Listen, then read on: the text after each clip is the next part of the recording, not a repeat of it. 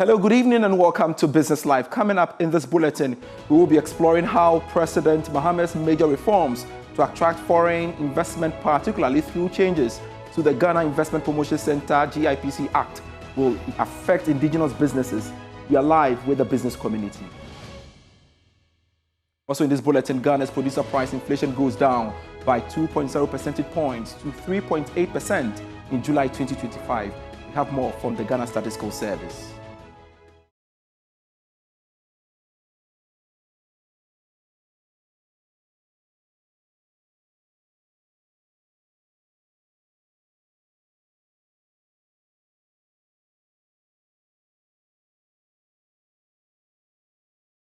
Thanks so much for your time. I am Pius Kojobaka.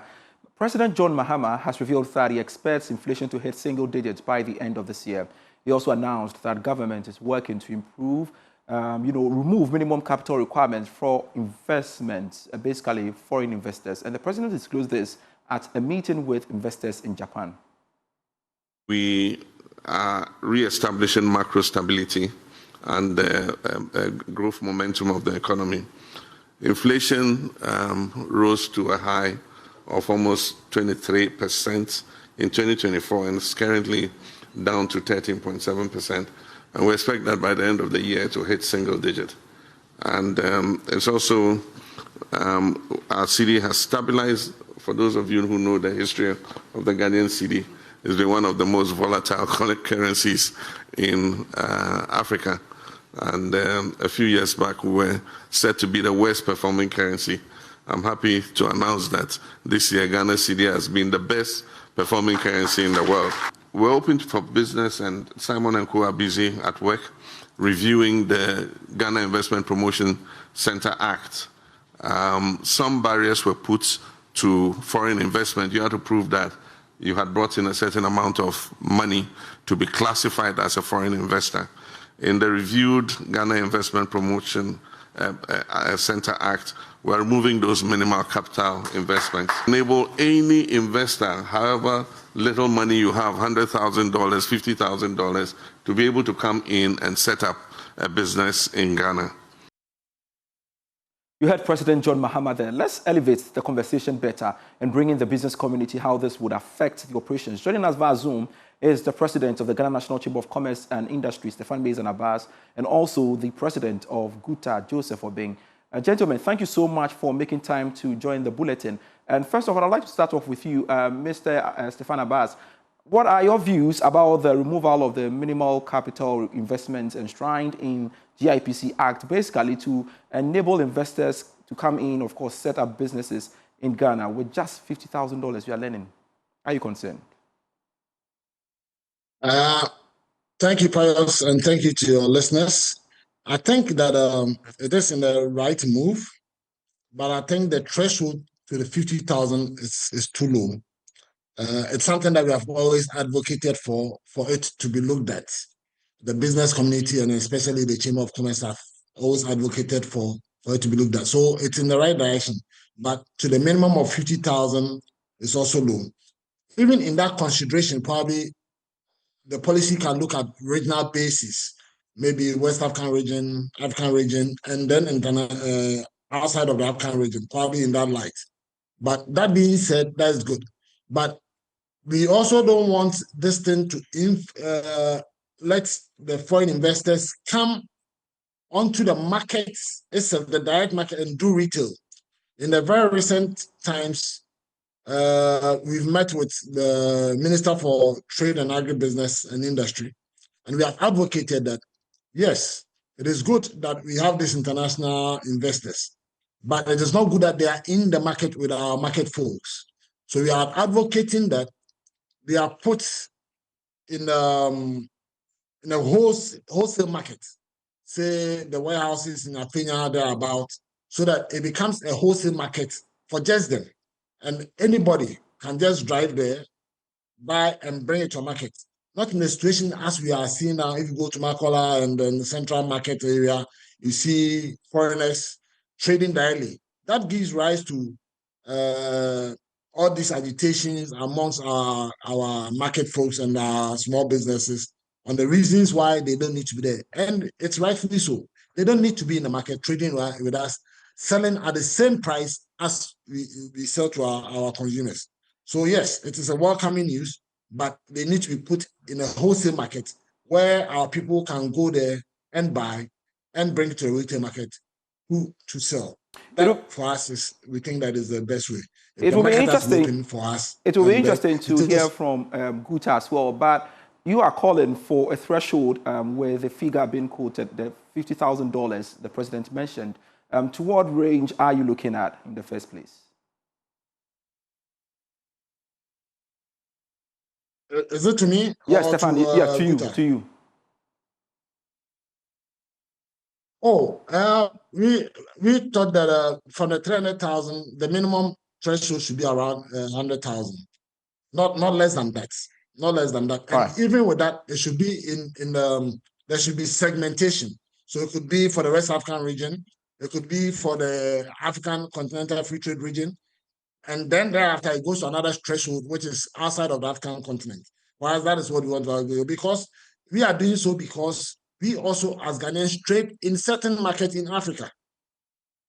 So once we are looking at our interests, we also look at the interests of the Africans, and more especially that we want to strengthen the AFTAC agreement amongst our nations. So that is the things that we want to be advocated for, that the threshold should be brought down, but the intention to bring it down, they are looking at the policy. But so we hope that it's not going to be 50,000. That 50,000 is too low.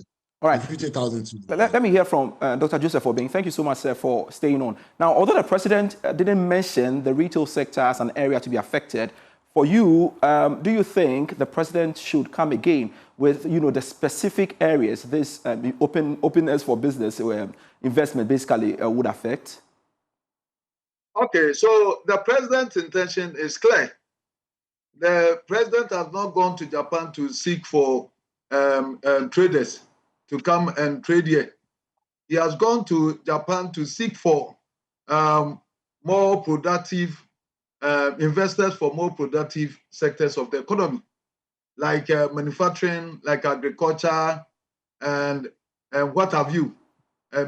More highly technological area, highly capital-intensive areas where the locals cannot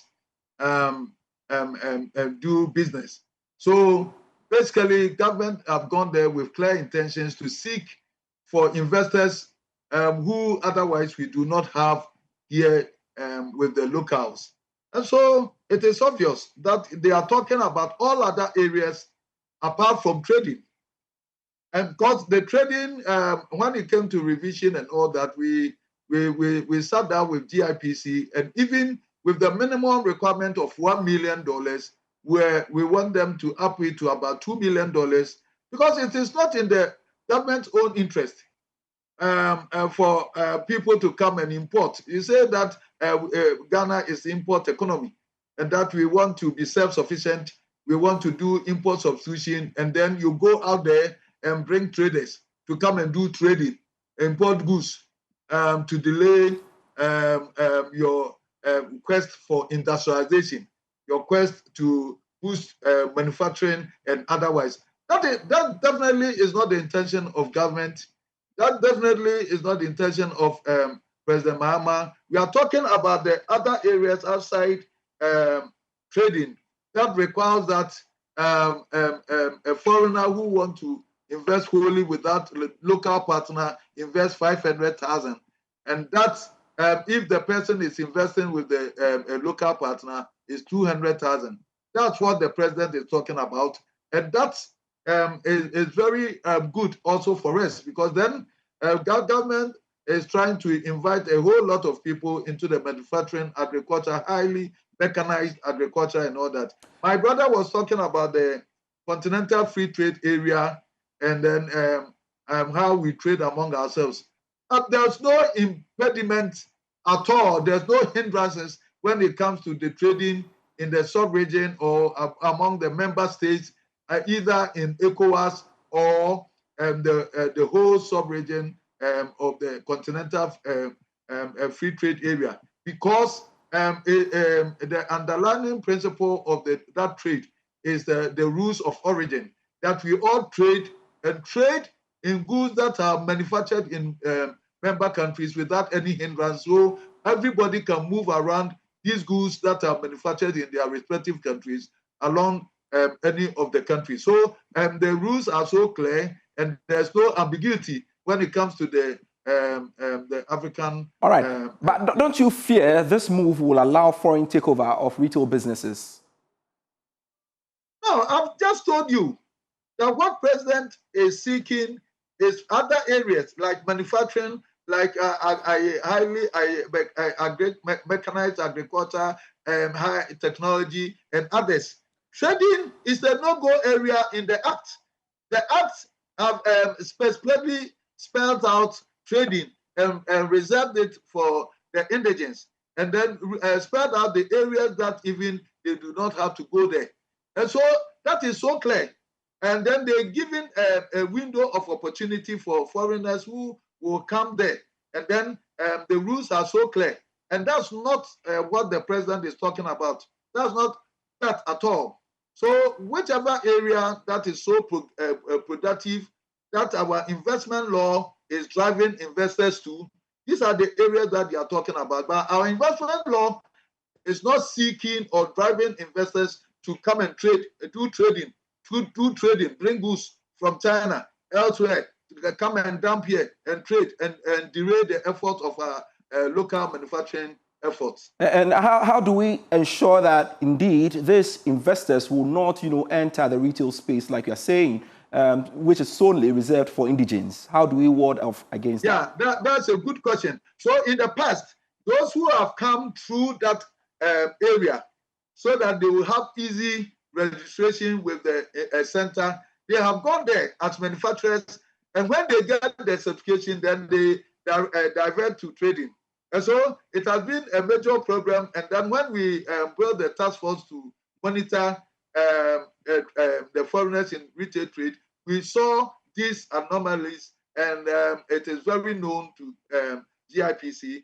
And I know that going forward, they will know how to make sure that people do not abuse this freedom, right, as I would say, that has been given to them. President of GUTA, Joseph Forbing, thank you so much for joining us here on Business Live. You're still watching Business Live. And of course, earlier was Stefan Abbas, the president of the Ghana National Chamber of Commerce and Industry. I'm grateful, gentlemen. Now, the producer price index for the month of July has slowed marginally to 3.8%. The index, which gauges the average price, quotes, and of course, cost of production for industries, slowed from 5.8% in June to this new level. More in this report. To the Ghana Statistical Service, the data showed a producer price inflation of 1.6% between June and July 2025. On average, the prices received by producers for their goods and services rose by 1.6% in July compared to June 2025. The mining and quarrying subsector, Ghana's largest with a weight of 43.7%, saw inflation fall by 1.9 percentage points from 6.5% in June to 4.6% in July 2025. Similarly, manufacturing, which makes up 35% of the producer price inflation, eased from 7.2% to 3.6%, shedding off 3.6 percentage points. The manufacturing, mining, and quarrying subsectors alone, with the biggest share, accounted for the fall in producer inflation. Prices are also falling in some sectors. Transport costs dropped further from 7% in June to 8.1% in July, while hotel and restaurant prices remained the same, with no inflation change of 2.8%. The Ghana Statistical Service therefore advised businesses to rethink pricing and renegotiate smartly. Let's now pause for a bit. I'll be right back with a Joy Business Van.